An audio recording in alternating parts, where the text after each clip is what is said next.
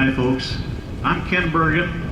I'm a retired small businessman. I've been an entrepreneur almost all my life. I started my first business when I was 18 years old. I've worked hard putting aside enough to retire on, and now the government is threatening to raise the cost of living so high, I may have trouble just existing rather than enjoying the golden years of retirement. How many of you folks watch Glenn Beck on Fox News? Yeah. All right. I subscribe to his emails, and I've got a couple excerpts I'd like to read to you. This is back on May 5th, he wrote this. He said, "Socialism isn't the easiest thing to sell in this country, believe it or not. It's important that you have a strategy. And Barack Obama has a strategy. His apparent strategy is called a straight face, which I don't know how he does it. I mean, you do something that drastically moves us towards socialism, and then you make a speech in which you act like you did just the exact opposite. That's a fantastic strategy, and it seems to be working. For example, Obama himself said, we cannot accept a future of raising deficits and debts that our children cannot pay. Too often the result is wasteful spending, bloated programs, and inefficient results. It's time to fundamentally change the way we do business in Washington," end quote. It's like the other day when he said, we're going to go after those people who are doing things overseas and not paying their fair share of taxes. And he did it with Tim Geithner standing there next to him. Well, when I was growing up, that's the end of that quote from Glenn there. When I was growing up, my dad used to say, if a man doesn't have integrity, he's not worth much. How much is it worth for us to have a president that downright lies, forces federal government spending on pet projects that U.S. citizens cannot afford, and he shreds the Constitution doing it? Next page.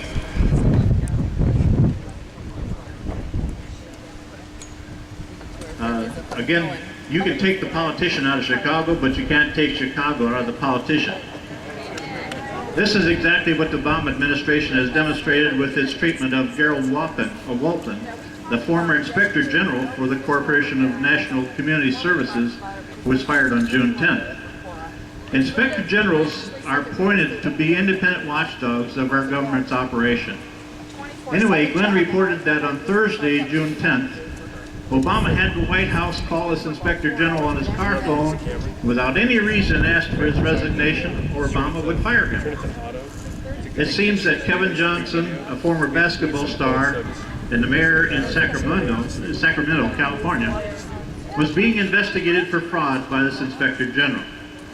Johnson was using thousands of tax dollars for personal benefits like washing his car and stuff. It's also reported that Mr. Johnson happens to be a friend of Obama. Never go against the family. Now the interesting thing about this is it was then Senator Obama's own bill that was passed and stated you can't fire Inspector Generals without giving them 30 days notice, and you also have to alert Congress and give them all the details of why you're firing them.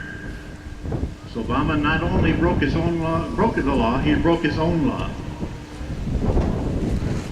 Somehow, there was a last-minute addition to the stimulus bill that escaped everybody's attention. The addition I'm referring to is the Recovery, Accountability, and Transparency Board, or RAT. The board has the authority to tell an Inspector General to conduct or to refrain from conducting an auditor investigation. So when Obama wanted an Inspector General when he was a senator, he said they were to be totally independent, not answerable to anybody. They cannot be called on the carpet by Congress or the President. They must be totally independent. Now he's violated his own law, and it appears that the RAT Board was instituted by the White House. The RAT Board can direct the Inspector Generals to stop looking.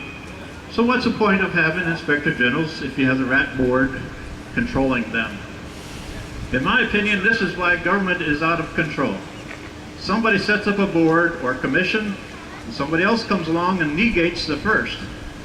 But do they disband the useless boards? No. In many cases, there is so much red tape involved to decommission a position. These people have a job forever. and continue to live off our tax dollars. I understand that Obama learned how to organize when he was serving for the Acorn in Chicago. It appears he got to start politics by working with an organization that was currently under investigation for fraudulent voter registration.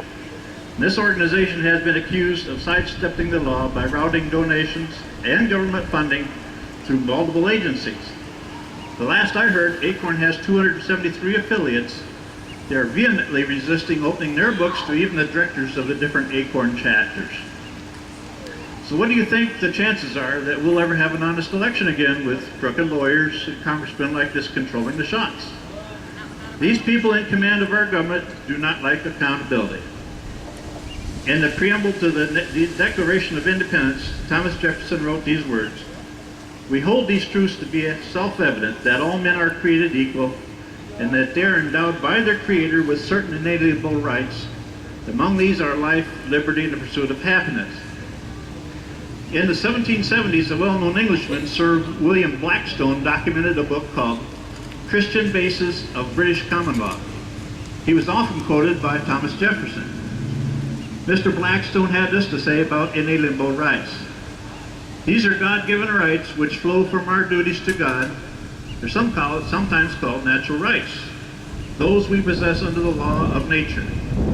As part of our birthright, these rights and duties can never be sold, given away, or taken from us. Thus we understand that God, not government, is the source of our rights.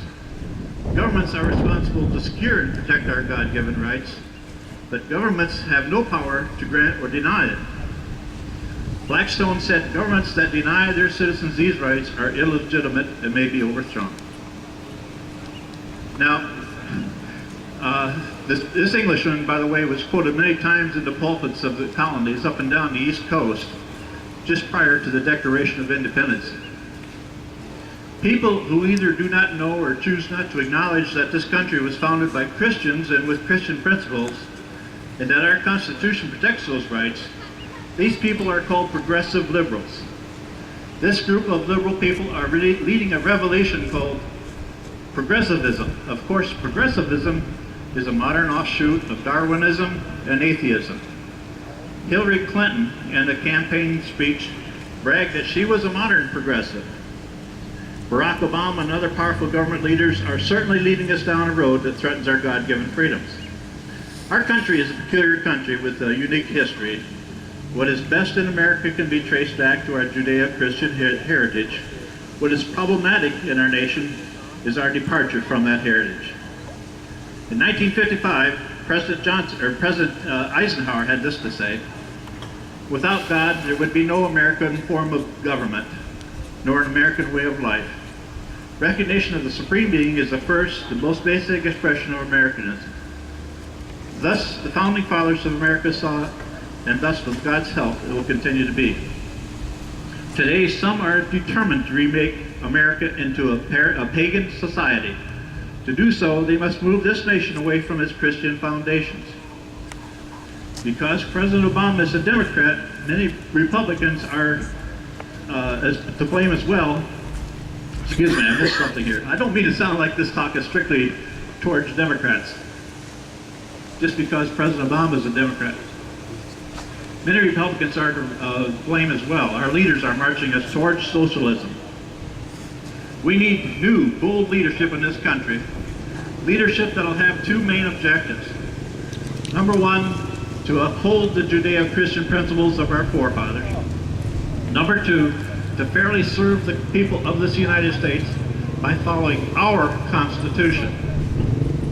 Can we afford to stand by and watch our precious freedoms completely taken away from us? It's your call, folks. Time is running out. Don't you think it's time to take action? Yes. And to take decisive action now? Yes. Thank you.